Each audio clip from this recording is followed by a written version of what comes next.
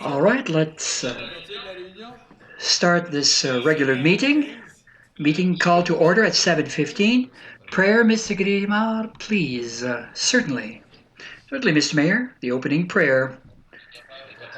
Lord, the people present in this room have different opinions, different ways of expressing themselves, different ways of living their emotions and decision taking. May we combine clarity of mind with kindness of heart. May we be impartial without bending to strong personalities, and may we sacrifice self interest for the good of the whole. Please shed light on our decisions and our discussions. Help us to accomplish our work with love and a fair vision for the well-being of all that we represent. May your name be glorified through our efforts. Amen. Thank you. Adoption of the agenda, please. Councillor Zant, I move that the agenda be adopted as presented, seconded by Councillor Bouchard. Any changes or modifications? No one? Fine. All those in favor? Carry them. Thank you. Declarations of pecuniary interests? None. That's fine. Thank you. Nothing to report with regard to closed meetings. Announcements? Councillor Lalonde, we hosted the Lions Club golf tournament in Clarence Creek last Saturday, and all profits for the next 5 years, including this year, will be going towards the reconstruction of the Roger Seguin Center. And there's a sum of $800,000 that was raised. I missed that tournament. Yes, I was told that you did not even attend the supper, the benefit supper. Well, you'll present my apologies. Please give my apologies. I'm sorry. The first year, Mr. Mayor, I stated 800,000, but it was 8,000 that we raised. Councillor Chouanière, we received a request for financing of a project for young girls that are hosted by United Nations, and they want to organize activities. It always costs a bit of money. I've already contributed towards that. I don't know if individual budgets have any money remaining in them, but if you wish to contribute maybe either $50 or $100, whatever you wish, to help out, that would be greatly appreciated. Our girls need to get involved even more. I think I'll donate $500 out of my budget. Fine. If you wish to contribute, each and every one of you, that would be really appreciated. And it would benefit all young girls here in Clarence and Rockland. If any of you are able to give money towards that, just let Maryse know, our clerk. And thank you for having volunteered, Maryse, to obtain money. I received a letter from the Saint Grégoire Saint Félicité parishes asking to cover expenditures for the Christian Family Festival. We asked $2,000. It's not on the budget. If any of you wish to make a donation, please keep this in mind and give a donation towards that particular cause. Any other announcements? That's it. Mr. Mayor, would it be possible to insert that request into correspondence? Fine, so it will be a recurring item.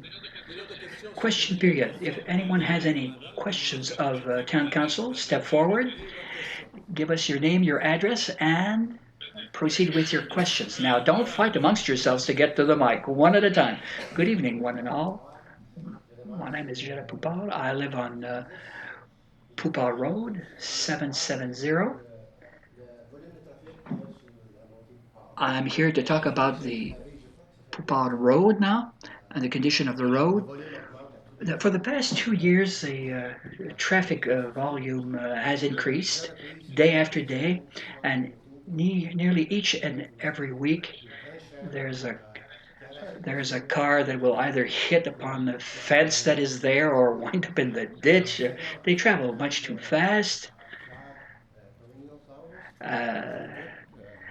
A car has damaged about 50 feet worth of flowers of a row of flowers that I maintain. I think it's important, Mr. Mayor. It's unfortunate. It's unfortunate to ignore this situation, but it ensures the well-being of everyone to take measures to control the traffic flow there. Some cars have even overturned because of speed. I don't believe there was anyone that was injured in that particular instance, but the risk is there. A few weeks ago, the 90-degree curve gave rise to an accident. They didn't. There are two cars that failed to negotiate this curb properly, or this bend in the roadway properly. So my worry, I'm worried about the well-being of others. Can we look into the possibility of converting this road into a one-way? Have them travel by Saint-Jean to get onto Laurier Street? Well, Mr. Mayor, we'll look into this and we can forward a report to council. We'll look into this situation and determine what can be done. Most particularly, there's a hazard with regard to this curve, this sharp, not curve, but curve, this sharp elbow in the road. Let's see. There's a development along Poupard Road. There are some changes. It's a major development or development area. There are some changes that will be brought about to this area with regard to the number of lanes. Possibly we might contemplate in building a roundabout there. What happened, Mr. Poupard, is that we installed, well, cheap asphalt at this point in time, to reduce the amount of dust that prevails in that particular area. I know there's Brigil that contemplates a major development project. Well, are we going to wait until Brigil moves on this? It might take 10 years for this to be done. Well, as I stated with regard to the report, concerning the report that we will forward to council, we'll take a look at safety measures that can be implemented quickly. You see, they're looking at this at present. The study has been commissioned. We know there's a problem in that particular area, and we'll try to come up with a solution to solve that problem. Thank you, Mr. Poupard. Councillor Zant. I'd just like to also add that, yes, of course, it is an existing situation. People from Poupard are in attendance here. There's a great deal of dust in that particular area. I know, and it's a long-standing difficulty. I've been using this roadway for quite a while. I'm looking forward to see the safety measures to be implemented, but I understand why people make use of this because it's a major roadway. Is there a signage at present that has been erected that advises people of this 90-degree elbow turn or a sharp turn? What we don't want to create a distraction, but there is an area in which we can put up some type of signage to make motorists aware of that curve in the roadway. But let's not also, let's be careful in taking any measures that might impede a motorist's capacity to properly drive his vehicle. But let's say if we're talking about a 90-degree curve there, isn't there a way of putting up a signage that warns people, beware, there's a 90-degree curve in the road ahead? Yes, we're looking into this situation right now, but you know that when people are driving there, speed certainly is affected. Well, if people travel there even at the required rate of speed, it doesn't amount to much if people negotiate or try to negotiate this turn too quickly. But it would be advisable to put up a signage of some sort. Yes, we'll take a look into this. A stop sign put up there might be dangerous because of the traffic flow. Now it's your turn now. Your name is address. My name is Guy Larocque, 3751 Elk Creek Road. I'm going to address council in English. Is that okay? No problem.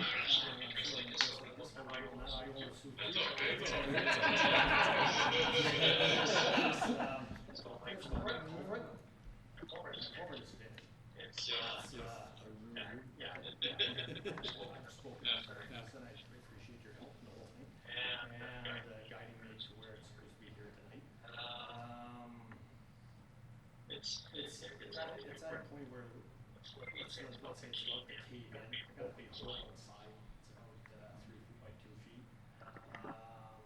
It's been 2 years, more than 2 years that I wanted this to pass the law. This culvert is I think it's way, more, yeah, more yeah, than it's 2 more years. than 2 years. It's April 2017.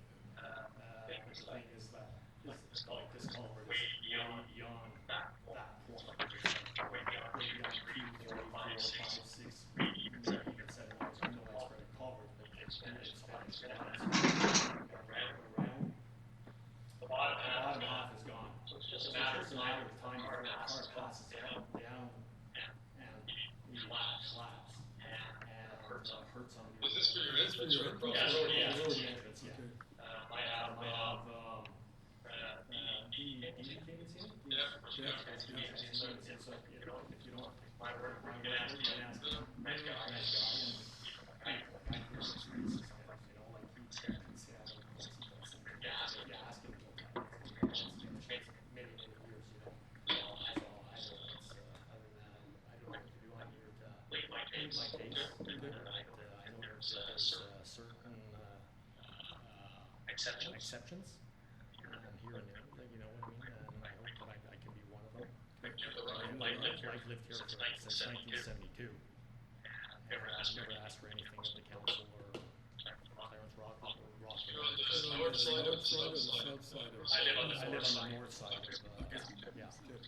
Other than that, that's about it for me. If you have questions, go ahead, you can ask me. Okay, Mr. Leonard, do we have a report from Mr. DD when he inspected the culvert? Did he write a report or anything? Well, he didn't write a report. He was asked to go and verify the culvert. There's no report for us to write. I mean, the culvert was transferred to the homeowner's responsibility. So, understand that the culvert probably is past its life expectancy. Probably did prior to the bylaw coming into law. But I mean that's the reason why the responsibility was transferred over to the homeowner is because we were the only municipality in West Russell that was still replacing private insurance culverts, and there was no way for a municipality to do it to be able to replace all of them. There's just too many of them, and to be able to do it efficient and cost effective. So that's the reason why I transferred over to homeowners. So there's not much for our department for us to be able to do at this point. It's really dependent on whether or not the council would want to exception or council wanted to consider I guess paying for the replacement of the culvert. It's not something that our department would be able to recommend at this point. Okay, I'm not one to play real hardball or anything.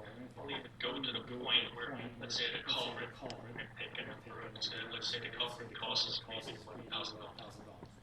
The culvert itself, the culvert itself costs $1,000. I'll pay half. You know, Mike, I think I'm fair. The problem we have is that over the last 3 months, we have 3 requests of people who have the very old. Yes. And because of the new policy, we had to refuse. And I agree with you, like I wish we had the money where we could pay at least 50/50 to share the cost for the entrance. And then the owner could pay for all the work on the rocks and everything, you know, if we just had to pay half of the culvert. But unfortunately, we are always struggling when we do the budget. So it would require some preparation. It would take a few years to build up enough of a reserve, you know, to be able to do that. But again, it's I understand where you're coming from. Like I said, we already refused to. For us, every week I see a road being closed, our own culverts are gone. We've got extreme high budget right now, a lot of money we have to put in there, because our own culverts are finished. So that's why we just don't have the money for it to do everybody's culverts. Like house, the cost of that big ditch, you've got that well that's coming, that's another big ditch. And just before I answer that, it's also I think that the reason why this was also put in place is that this is an insurance culvert, so it's encroachment onto municipal infrastructure, right? So it's the same idea as mailbox at the road's edge. That's the homeowner's responsibility. That needs to be replaced, maintained. It's the homeowner's responsibility. So a culvert is the same principle. The road is primarily there to service just out of need of giving service the transportation. And the ditches are to drain our infrastructure. And we're allowing them to connect onto our infrastructure. So it is their responsibility, it is their insurance, which is why the bylaw was put in place. Can I please, I got 3 minutes. There's a heck of a difference between a culvert and a mailbox. I know, but it's still your responsibility. If I say yes to your, Yes, I understand your point. Because you gotta understand my point also. What happens is that I've lived at this place for 25 years. The house is 36 years old. So I'm not gonna, if I would have known that this law would have changed, I would check the culvert. It is a call. Say, listen, my culvert has to be changed before this 2 years span that happened. I would give you a call and say, listen, I have a problem with my culvert. It has to be changed because it's more than 2 years. It's like, I don't know, I'm not a culvert, it's like I said. But it's at least 10, 12 years that it's been brought, maybe more than that. It's a culvert I have checked, and the average lasts 25 years. If you're lucky. the tin is also especially that's what it is. That's what it is. It's plastic. So I don't agree with your analogy here.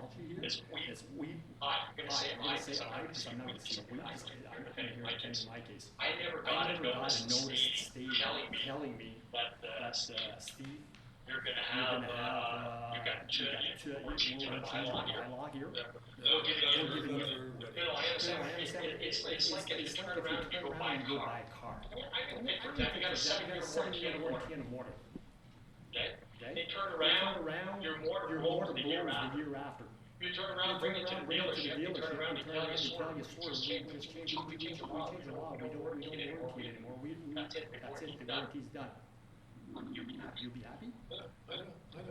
That's exactly what it is. Or anything else that happens. We didn't have any notice or anything. I didn't have any. Somebody's back on that point, mine is more of a general question as always. I think, Mr. Mayor, the taxpayer is coming forward, he's willing to pay half of the culvert. We're not talking about installing the culvert, just half the culvert. We're not talking about thousands of dollars.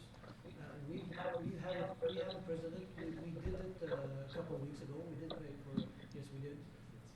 Yes. It was different, it was still before the bylaw, that's why he came in. We're not dealing with apples and apples. Well, it's pretty close to the same. Anyway, I say that we should at least help the taxpayer.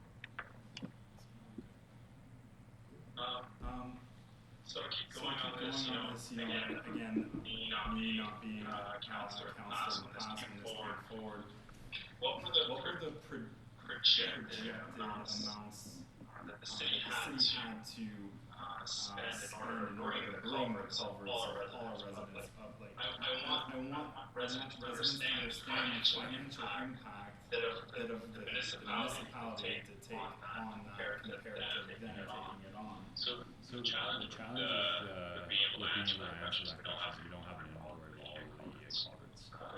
But I do know for a fact that it was impossible for the department to be able to place the culverts quickly enough because of constraints of budget and also constraints with the manpower to be able to do it. So there's a lot of these culverts that were just put on a list and never changed. And which is one of the reasons why again, the bylaw was in place because it wasn't feasible and it wasn't reasonable for the city to take on this burden replace these culverts because, like I said, primary reason for a culvert is to provide an access to residents. Sorry. So it's not to serve the municipality's purposes. So we allow you to encroach on our property, but that means that comes at your responsibility. Just like if foundation cracks on the house, we aren't going to go and fix that foundation. I'm not talking about the same thing. It's similar in the sense that it's your infrastructure, it's your entrance. The asphalt along that property or that entrance cracks, we're not going to go and fix the asphalt. It's the same principle with the culvert. And that's what council, I guess, recognize or agree when the ballot is passed. One more question. When did the surrounding municipalities get rid of that responsibility? Or we were the last ones. So in the sense of like, was this a new thing that was happening, or like we waited and extended it just so I get a sense of it? We were the last municipality, and most municipalities had stopped that years ago. That was a service that we continued to offer. That just wasn't feasible for us to afford.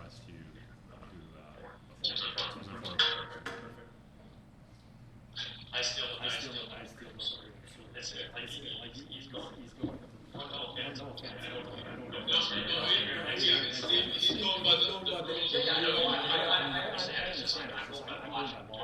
It's just that this law has been changed.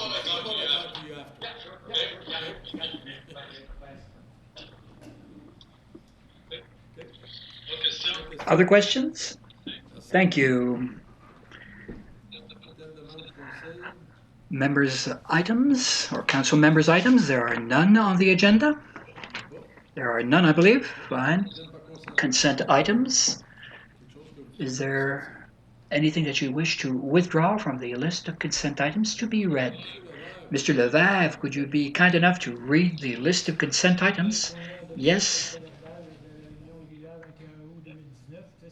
10.1, adoption of the minutes of the regular meeting, August 21st, 2019. 10.2, receipt of the minutes of the Committee of Adjustment of June 26, 2019. 10.3, resolution to dissolve the Public Transit Advisory Committee. And 10.4, resolution to authorize some members of Council and of the administration to sign checks and other financial documents for the city. Seconded by Councillor Cardarelli. All those in favor? Are you with us, Mr. Well, with the new system that we're working under, Mr. Mayor, I can't seem to pinpoint all of the information all at once. I'm sorry.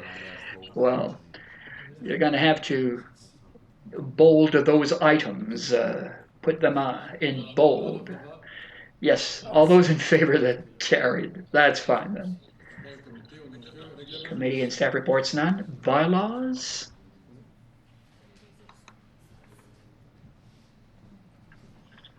Councillor Grimard, could you, well, just a point there that these consent items are only released in English, and they should also be released in French. Yes, be it resolved that Council adopt Bylaw 2019-81, modifying zoning bylaw amendment 2310 Dulac Road, amending the zoning in order to remove the holding zone H symbol and change the zoning category for part of the property described as 2310 Dulac Road from Village Residential First Density Holding RV1H Zone to Village Residential First Density RV1 Zone. Fine, confirmatory bylaw, be it resolved that bylaw 2019-84 be deemed the confirmatory bylaw for the regular meeting of the 4th of September 2019. Adjournment then called at 7:38 p.m. Let's wait until 8 p.m. for the Committee of the Whole meeting then. That's fine.